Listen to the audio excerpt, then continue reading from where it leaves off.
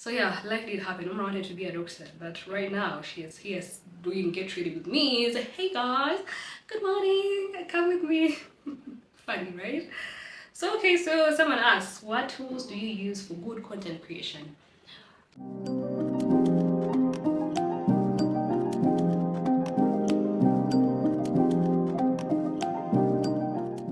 Hey guys, oh my god, I think this intro feels so cringe. Welcome back to my YouTube channel. We are back with a Q&A session and I just want to start right away. The sound is not going to be great. There is some noise outside that I really can't control. I don't know whether I'll be in position to edit it out, but I think we shall work with it. So, number one is, what job or hustle were you doing at campus? You inspire me. Okay, so while at campus, I was acting and doing adverts. At the moment, I was also doing a bit of makeup, but it was entirely acting and the adverts. And if you've acted, you know that's actually quite time consuming. By that time, I had closed down my thrift shop. Should I call it a thrift shop? I had closed down like my community boutique that I had in my Form 6 vacation because I was at campus and no one was going to run it. And obviously at the moment, I wouldn't afford like a shop attendant. So I just closed it down and went into the acting thing. I've acted in quite a number of series, but I know most of you all must have seen the ones on Pearl Magic. And then the other thing, I was doing makeup, but that was much more part-time. I dropped that after first year campus, so that's what I was doing while at campus. And then I also started doing the lifestyle content while at campus. That was in my second year. Wait, no, that was in my third year. Yeah, that's when I started doing lifestyle content, to be specific. Okay, so hi Umrah. Well, is it too early to stress about getting rich for a recent senior 6 graduate? It's nothing like young, old, whatever it is when it comes to success. The earlier, the better, period. I know it is very comforting for you to hear that you don't need to worry about those things, you're still young, but I'll tell you for free, success knows no race, limit, age, and whatever. Even if it is Form 4 and you feel like, you know what, I need to better my life, you could better your life in quite a number of ways. It could be with your grades, it could be with your health, you know, it could be with, because I feel like success is pretty much a very wide topic, but you need to be specific about what your definition of success is. You feel me? So it's not too early for you to be worried about what you want for yourself in life. If you have started getting that feeling of, I need to get my life together, I need to figure out something, that is the right and perfect time, because I also don't believe into instilling drive into someone who does not have that drive. I've interviewed quite a number of successful people, especially who are into this whole lifestyle thing, because I'm doing the lifestyle Fine Life show NTV. Whenever you speak to these people about, you know, this whole concept of success, it started way back.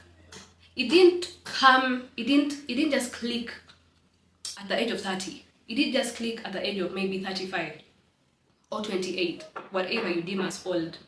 This is something that was within them. That is why whenever they're telling me their stories, they'll go back to, oh my God, when I was still in school, I used to go on a back and forth with my parents.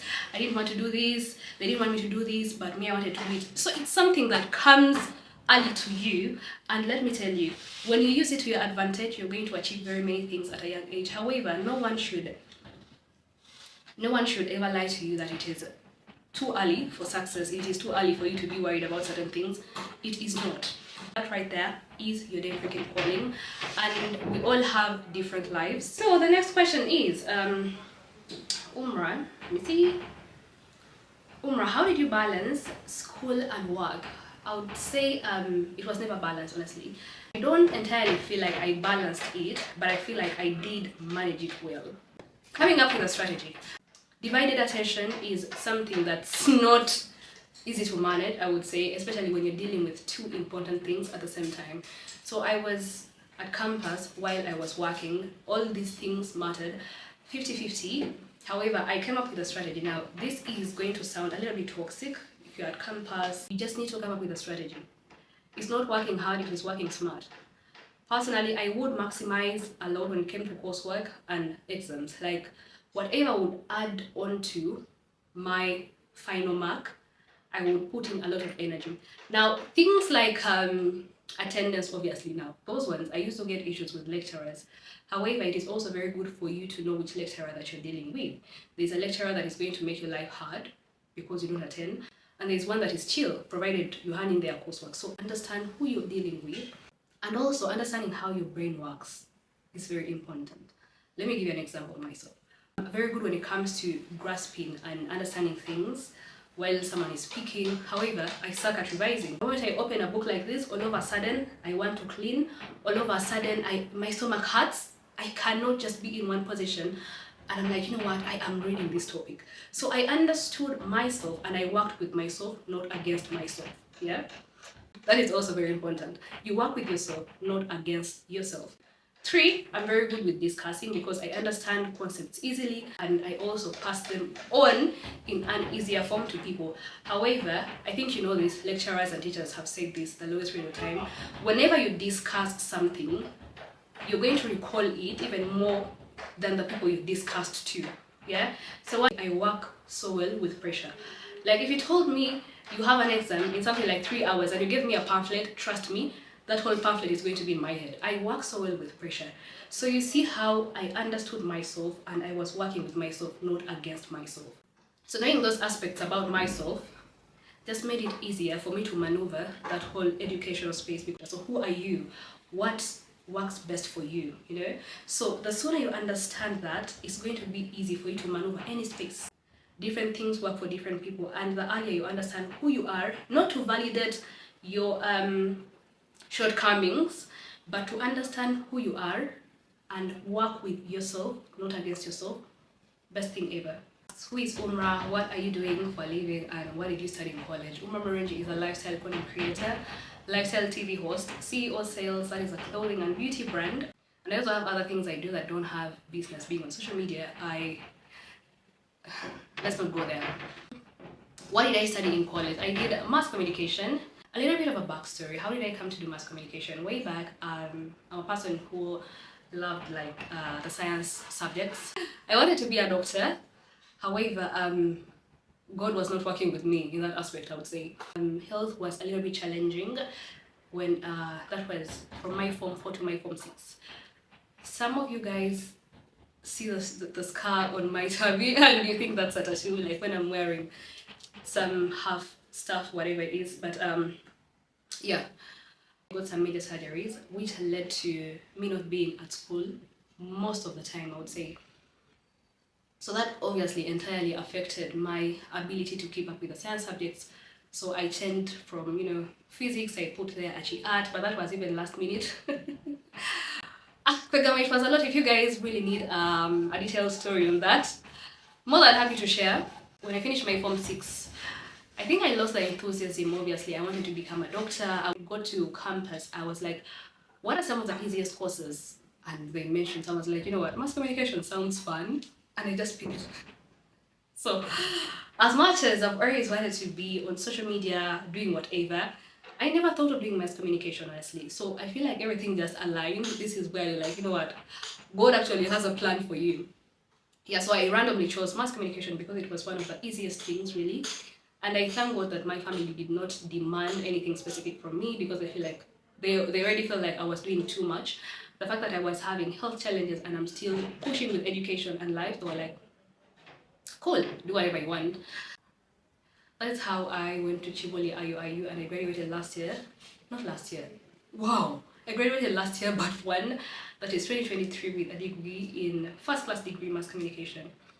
So yeah, life did happen. Mama wanted to be a doctor, but right now she is here doing Get Ready With Me. It's like, hey guys, good morning, come with me. Funny, right? So okay, so someone asks, what tools do you use for good content creation? Good content creation, let's break down the tools, the things that I have currently. I have a Sony ZV-E10, that's the one I'm using to film this YouTube vlog. I have the iPhone 14 Pro Max and the 15 Pro Max and the Samsung. Those are some of the gadgets. I also have panel lights, I have reflectors, I have like a mini studio that is for product shoots. But it goes back to your inspiration, let's say, and you also have to work with the lighting. The different cameras work with different lighting. Convenience, what is convenient at the moment? This camera is very good when it's more like you're taking static shots But if you're taking moving shots, it's a bit, you'll just be shaky. So moving shots are better. Personally, moving shots, I normally use my phones to take the moving shots. However, I also plan on upgrading my camera game. I'm so obsessed with cameras lately, but girl, they are damn freaking expensive. So those are the things that I use. A camera takes better close-up shots compared to the phone. A phone also takes good close-up shots, but that means you need to work with very, very good lighting. Very good lighting, and also be so good at editing, color grading. Really, that's a very, very wide topic that we could dive into later. We could speak content creation because I also have a lot to say about that, girl. What inspires you the most? And I've answered this a couple of times. The life I want, if I'm being honest, the life I want for myself. That's what inspires me the most. Like, normally it's nothing outside. Because I feel like everything outside normally is, well, it's literally curated. It's more like a performance. But when you know what you want in life, that is inspiration enough. On days you feel down, it keeps you on track whenever you remember who you want to be. Quite a number of things that are very much distracting, but whenever you envision who you want to be, I feel like that is inspiration enough. I don't normally look at other people for inspiration. I do look at them for inspiration in specific aspects, but genuine inspiration, I've never been like, I want to be exactly like that person. No. I feel like I have my whole, I don't know, someone may inspire me in the world of fitness. Someone may inspire me in the world of creating content. However, to entirely be like, I want to be like that person, that is not a thought that ever crosses me, because as much as I have certain aspects I love about people, I also have some that I don't love.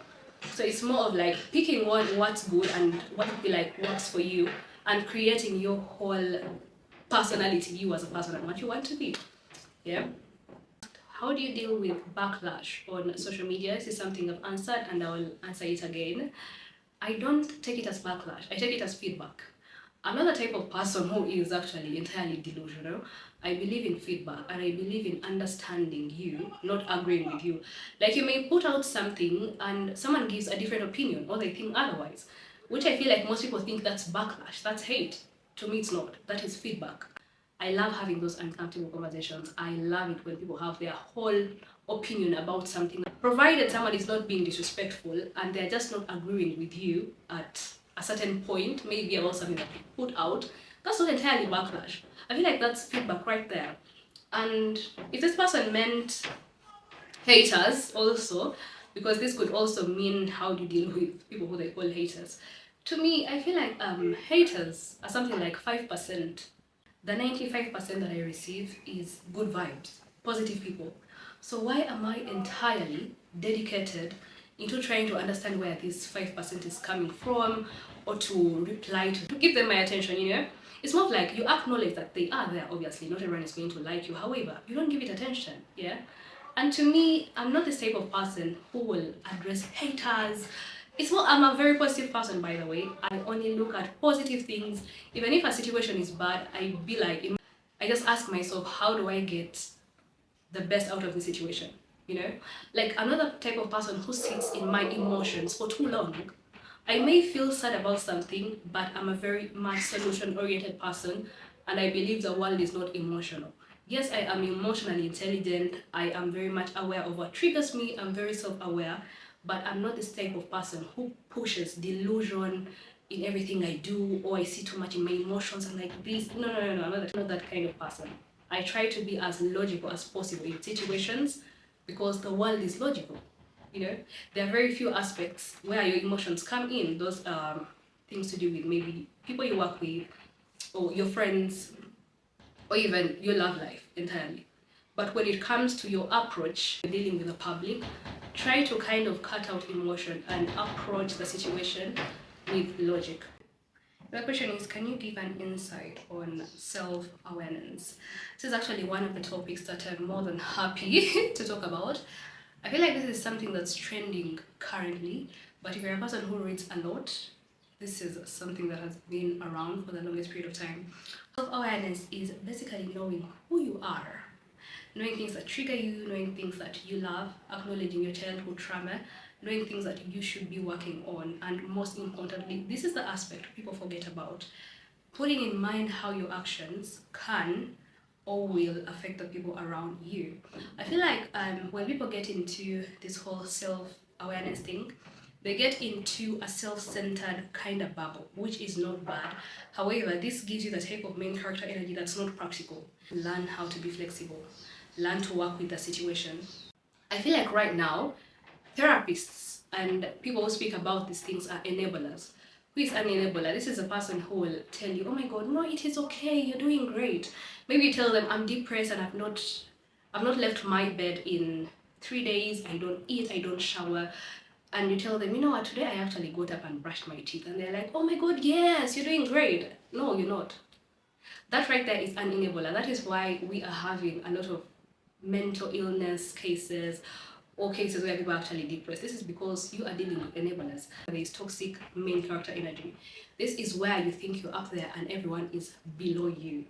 You feel me? That is toxic. The real main character energy is living your life entirely as you and not seeing other people as competition. You are the main character because there are other characters. If other characters were not there, you would just be a character. You would not be main, you would just be a character. Do you understand what I'm saying?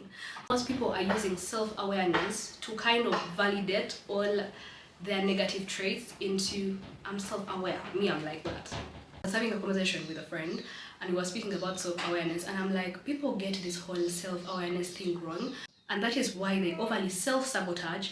They're in conflict with themselves, the people around them, and the people they work with. And whenever you're flexible, it is very easy for you to maneuver any situation. If you have a rigid mentality of this is how I do things, I don't, trust me, you are going to self-sabotage. I have seen this in multiple situations. And then there's also this whole different thing of you want to come off as someone and actually being someone.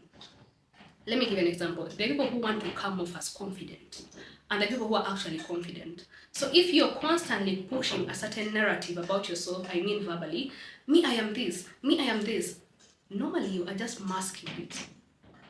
Chances are high that you're just masking it. That's why we have what they call quiet luxury, the wealthy, the old money. They all have like that subtle touch that's not too loud, but it is so visible that it sticks to someone's mind even without someone saying it. Like, you've seen this in multiple situations. Like, when a girl is genuinely pretty, she's not going to come here and tell you all the time, oh, you guys, I'm pretty, I'm this. No, when someone has money, you will see it, you will feel it. You know, it's not gonna be flashy, you know, and the one that's flashy is normally very much temporary and it's more like a deal kind of thing. But like, if you know that you are something, you're going to project it in every single thing that you do. So whenever you catch yourself trying to come off as someone, ask yourself, am I actually this kind of person, or it is how I want people to perceive me? Sit down and ask yourself, how do I actually be this person? That is what we call borrowed confidence. These are people who get into the room and they are looking around to see who is dressed better than me. You know, energy is not manipulated. You actually have to be it. You have to live it. From within, it will just portray itself. It will just reflect. It will just come off natural. I call it masking. You know what I mean? I'm a receptionist at, no, I don't want to mention the name, but I'm finding it hard to blend in. Who is making my life extremely hard, and they are, anyway, whatever, I don't understand what she's trying to say. So you realize that in any workspace that you get into, there are going to be people like this, people who are going to make your life hard, not necessarily only work, could be school, anywhere. And this, anyway, this normally happens, I think, with the age difference, where it's more of like a power dynamic kind of situation where someone feels like, oh, they have power over you, but they're kind of intimidated because this is something still anyway, we had this conversation way back with a friend, and I told them the nicest people I've met, like people who have empowered me, people who have pushed me in whatever I do, the people who are 10 years plus older than me, like they are so sweet, they are so nice. However, the reverse is true, not necessarily the reverse with age, but the reverse when it comes to making life hard for you. They will be the same exact people who are making life hard, you know? So it's more of like, in any space, you're going to find people who are easily intimidated, people who have borrowed confidence, people who don't look at things in the sense of inspiration, but rather competition. So expect that any day, anytime. I don't know whether it's like that for men, but as women, yeah, This is something you should expect as a girl.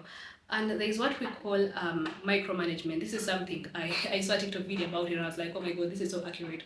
This is where you get into a space and maybe you find a person who has been there for some time, or they are older than you in whatever case, and they have more power than you. They're going to micromanage you because they are kind of not necessarily insecure, but they're intimidated, they are scared of your power. So such a person is going to make your life hard. This is where, let me give you an example. This is where you hire a manager, and maybe there is a manager and a cashier, but the cashier has more skills, more knowledge about things compared to the manager. The manager is going to make life hard for this cashier. Yeah. So that is what we that is what I'm trying to explain here. So it's more like micromanaging. Do what you're paid for and leave. Get your own thing, personal thing, where you can put in your creativity, skills, and whatever. Because trust me, managers have made life hell for most employees who they feel like they have more skills than them. It's more like they feel like this person is going to take my position. That happens quite a lot. And the earlier you understand it, the better. Back to this exact situation, you should confront that person. People who behave like that have a thought process of normally, one, they cannot say these things in your face. It's more of like passive behavior. It's more of like passive statements. That is why I love confronting such people head on, because they are the most insecure people and they normally don't think you get it. It's more like they think you're kind of dumb. So confront that situation head on, and trust me, that person is going to shut down. Let someone know that, hey, you've been saying ABCD, you've been doing this and this, I got to know about it. I'm not happy about the situation. Tell your boss, do something about it, because I don't know whether this is more of like a personal thing. I don't like complaining. I don't like going on a back and forth. I don't like this small talk or passive thing. Oh, now you see there is this person, there is this. No. Let them know. Make it public. Let the other workers know, because trust me, that person is going to make your work life hell there. And you're going to go on a back and forth. When I say back and forth, not with them. With your silence, you're not keeping peace. You're keeping their peace. Expressing yourself, not entirely basing on your emotions, because the world is not emotional, it is logical. But if you're basing on real life events, words, situations that have actually happened, because again, you may think someone has a problem with you when they don't actually have a problem with you. Maybe you're seeing things otherwise. Maybe you're having a bad day and you're perceiving things differently. So make sure you do have evidence, I mean real situations that have happened, for you to come up with such a conclusion. However, please confront such people, because they're gonna make your life hell, and by you keeping quiet, you're keeping their peace, not yours. Your net worth, definitely can't answer that. Are you in a relationship? This is something I've already shared with you guys. Don't expect me to come here and say anything about relationship this, I'm talking, I'm seeing, I'm dating. No, it's until you see a ring on my finger, that's when I'll have something to say about that. How do you handle conflict? I've already shared that, the whole situation of confronting. Also, I'm an avoidant. I feel like with my whole personality, I'm kind of an avoidant. I do avoid conflict and I'll keep quiet about very, very many things. However, when I choose to speak up, I'm extreme. I'm extreme because I will have gathered a lot and I have like maybe a heavy heart. Also, knowing how to communicate your emotions and how a situation has made you feel without crashing out fast, without doing the most, is very good, because I've actually met people who are very emotionally intelligent, and like it's more like when you tell them what they did and how it made you feel, they are more than willing to talk, they are more than willing to say sorry, to clarify on certain things. If you're a person who conflicts a lot, I am speaking with your close people, could be friends, could be workmates, whatever, boyfriend, girlfriend. I think you should look into knowing how to communicate your emotions, and also basing your complaint on real life situations. Like most people entirely rely on their emotions. Your emotions are valid, but they are not true. Let me give you an example. I may say something and maybe I don't know whether you're having a bad day. It's just a basic statement, and they're like, oh my god, how dare you say that? I am not saying it with a bad intention, but that is how you perceived it. Your emotions are valid. You have the right to feel the way you felt. However, that does not make what you felt true. So normalize confronting people not in the name of I am arguing with you. I am communicating what you did, and I want to have a better understanding of why you do it. It made me feel a certain way, and they will clarify. You'll even get to conclude that most of the times you're just being sensitive, reacting, or even having a bad day. When it comes to emotions, it's really too much, but this is what I think. You should balance emotions with logic. Don't entirely rely on your emotions, because you will be the dumbest person alive. Always keeping your emotions to yourself until you have a confirmation of a situation. Let me give an example. You may say, I think so and so does not like me. Why do you think so? I just feel like it's different from so and so does not like me because they said A, B, C, D and they did this. You feel me? Those two situations are way, way different. One person will sound a little bit dumb, then the other person will sound like they have valid reasons as to why they feel that way. You feel me? Whenever you entirely rely on your emotions, chances are high that you are actually going to be in very many conflicting situations. People have resting bitch faces. Like someone is just having a resting face and all of a sudden you feel like, I think so-and-so does not like me. Why is she looking like that? She does not even, balance emotions with logic. When you are a very emotional human being, I swear, most of the times you're going to come off as dumb in very many situations, and I feel like we live in a world where everything is triggering. Much as they push the narrative of your emotions are valid, but they are not true. Yes. How do you keep on going on a back and forth with a toxic man? He's doing all the weird things to you, but your heart still feels drawn to them, So that should give you a better understanding of this heart is not entirely dumb, but it is not something you can entirely rely your understanding and your actions on. And it also gives you a better understanding of knowing when to keep quiet and knowing when to speak up. There's this one trait I've found in a specific type of people. Whenever they get any conflicting situation, it could be with friends, it could be with the people they work with, those people that run to maybe a friend group or maybe social media to tell their side of the story first, especially if this is something that you can keep to yourself, those are people who are normally masking. Those are people who are seeking sympathy. And I know now most people know this. Normalize hearing the other side of the story. The people who rush first to talk about a situation, they are normally seeking sympathy, especially when that whole conflict or situation does not have any business being out in public, It's a very, very good aspect. Do more than you speak, listen more than you speak.